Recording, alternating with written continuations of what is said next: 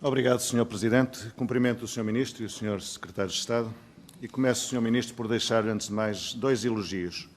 Um primeiro elogio pelo recuo na sua decisão de alterar os critérios do programa Vitis, que constituíam um verdadeiro ataque aos pequenos e médios viticultores.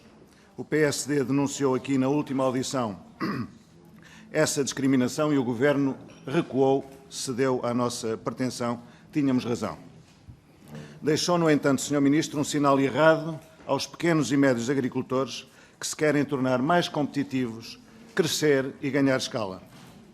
Um segundo elogio também pelo recuo do Governo na intenção que tinha de aumentar os impostos aos empresários agrícolas de maior escala, tal como prova, aliás, um documento, uma publicação do PCP que dizia, em novembro de 2016, em 2017, o Governo procederá à reavaliação dos prédios rústicos, deixando de fora as pequenas e médias explorações agrícolas.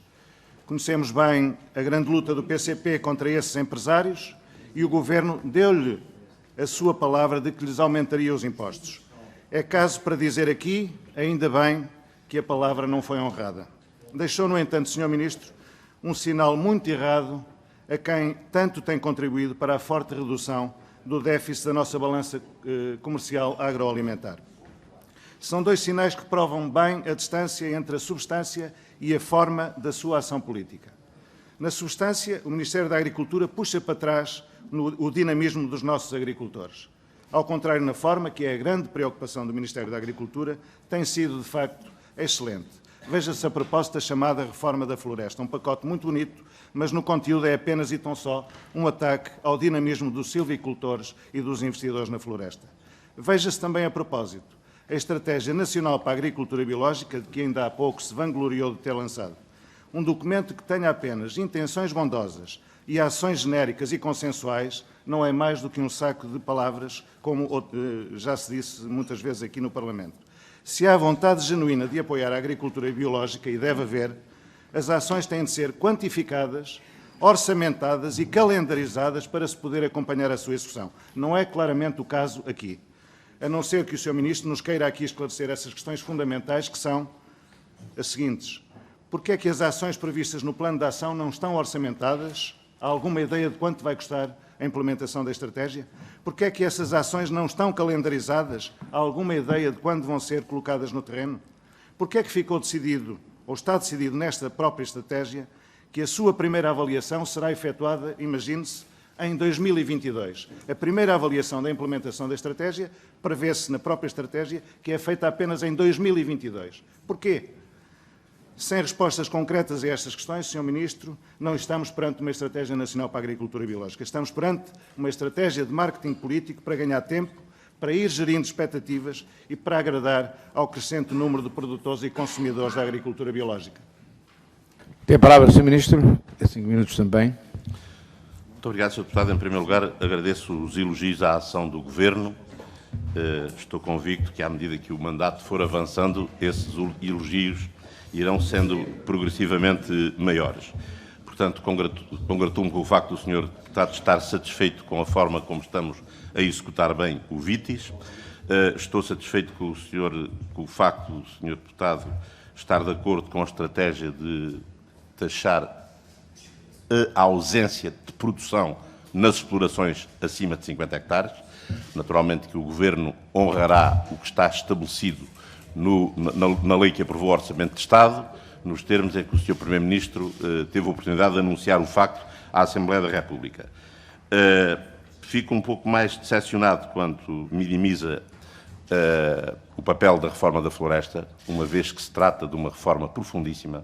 São 12 documentos, 12 diplomas profundamente coerentes e interligados entre si e que visam responder àqueles problemas, muitos deles vêm identificados e são consensuais desde sempre, tem a ver com a ausência de cadastro, a ausência de gestão profissional, a necessidade de existir incentivos, uma velha reclamação do setor, nunca houve incentivos fiscais para a floresta, o facto de identificar e credenciar entidades gestoras dos espaços florestais, dando prioridade às cooperativas dos produtores florestais, àqueles que exercem essa função, e, por outro lado, procurar aproveitar o património que hoje é desconhecido, está ao abandono e é ele próprio responsável pelo aumento do risco de incêndio. Portanto, estou convencido que, com paciência e com espírito patriótico, estaremos à altura todos das nossas responsabilidades, porque há um momento que é o momento de negociar e há de haver um momento que é o momento de assunção de responsabilidades. E nessa altura, todos, seguramente, todos os senhores deputados assumirão as suas responsabilidades perante este problema e, naturalmente, que a decisão que o Parlamento soberanamente tomar será a decisão que o Governo cumprirá, mas estou certo que deveríamos fazer todos um grande esforço para procurar dar resposta a um problema que todos reconhecemos ser um problema há muito adiado, um problema que curge solução e que é preciso começar por algum lado. No que diz respeito à agricultura biológica, compreendo também, Sr. Deputado, a sua preocupação pelo facto de procurarmos avaliar uma política depois dela ser executada. Porque a única avaliação que podemos fazer neste momento é a que sobre esta matéria foi executada até agora. E como o Sr. Deputado foi, não podemos avaliar nada porque foi zero. E, portanto, o Sr. Deputado acha que é bom avaliar de momento a ausência de ação.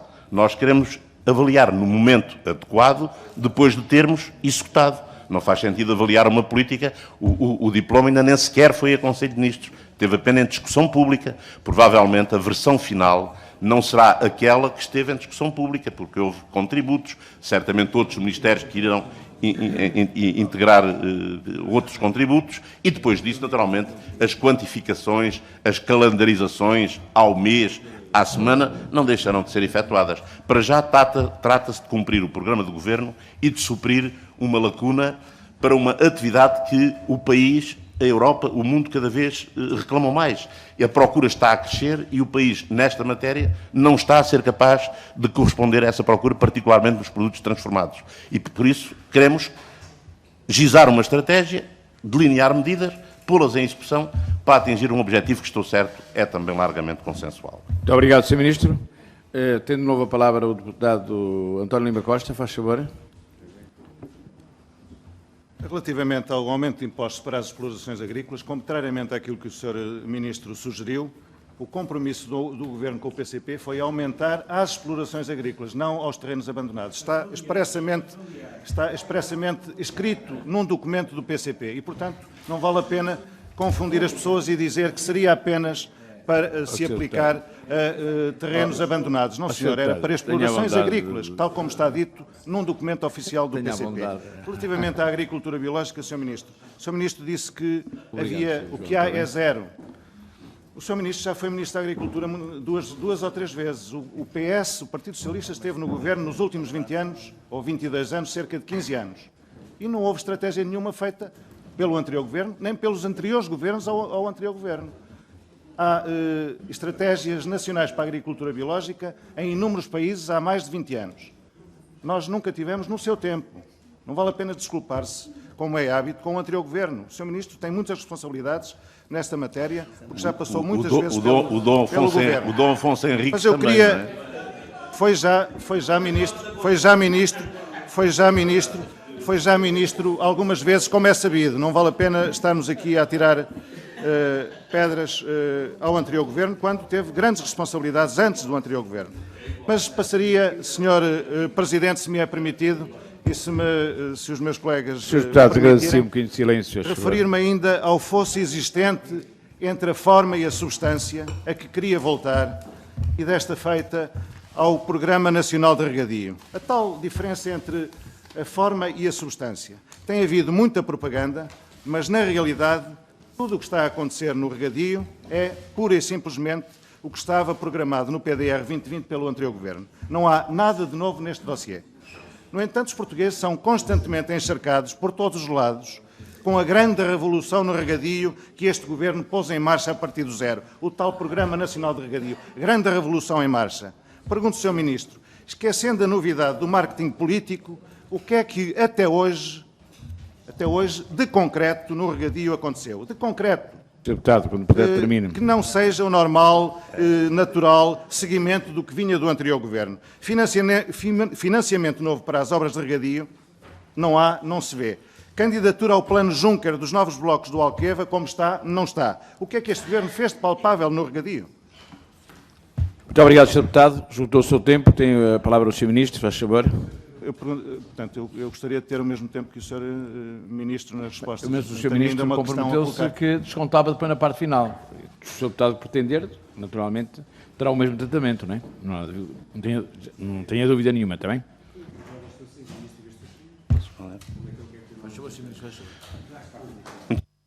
Quanto à questão da avaliação dos prédios rústicos, enfim, os partidos todos, e o PCP incluído, têm o direito de elaborar os documentos que quiserem, mas o que conta é o que está plasmado no Orçamento de Estado. É isso a que todos, Parlamento e Governo, estão obrigados e é isso que, obviamente, respeitaremos. No que diz respeito à questão do regadio, o Sr. Deputado diz o que é que há de novo. É a resposta que me dá mais prazer responder.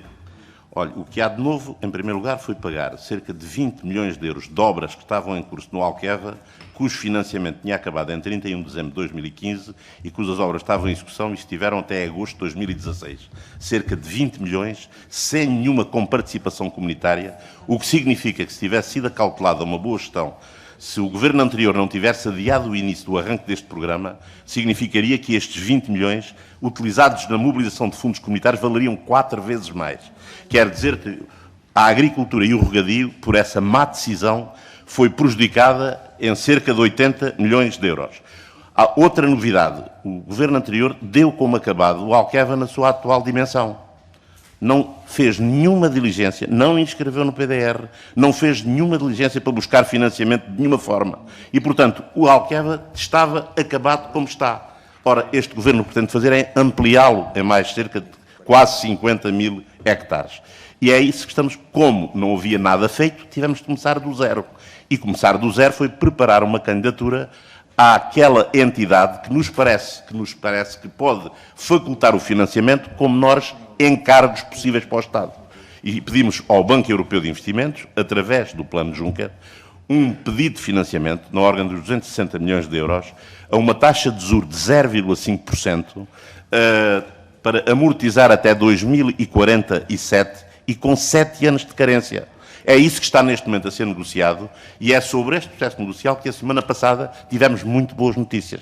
Portanto, Sr. Deputado, teremos muito gosto quando o contrato, como espero, vier a ser celebrado, possamos festejá-lo conjuntamente. Estou certo que o Sr. Deputado não ajeitará um convite meu para essa ocasião.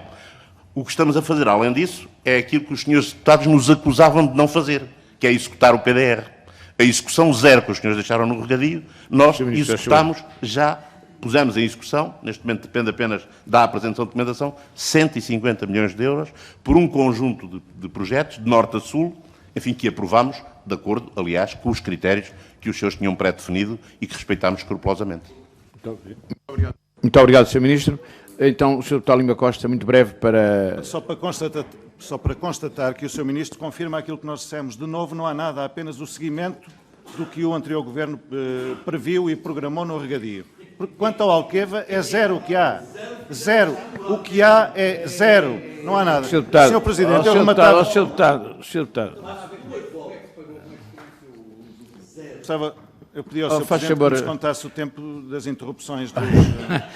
Deputado, faz favor de continuar. Queria terminar com uma última questão e que se prende com a lei de proibição do abate de animais errantes em canis municipais, que, como sabe, o Sr. Ministro já deveria ter regulamentado a lei que foi aqui aprovada no passado dezembro. Não aconteceu essa regulamentação e, por isso, registra-se aqui que é da exclusiva responsabilidade do Governo a não entrada em vigor desta lei, adiando-se assim esse salto civilizacional que a todos nos une de acabar com o abate de animais abandonados. Essa lei define duas medidas fundamentais: a esterilização sistemática dos animais e a criação da rede de centros de recolha. Muito obrigado, Sr. Deputado. E termino com a pergunta que é a seguinte.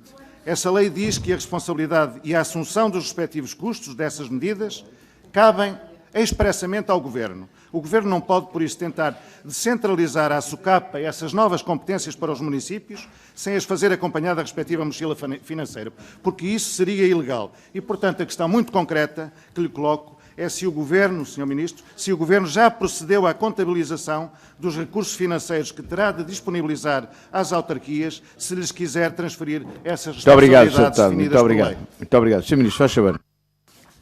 Ministro, esta é outra das questões que é, de facto, estou também de acordo com o Sr. Deputado quanto à importância e à urgência desta medida.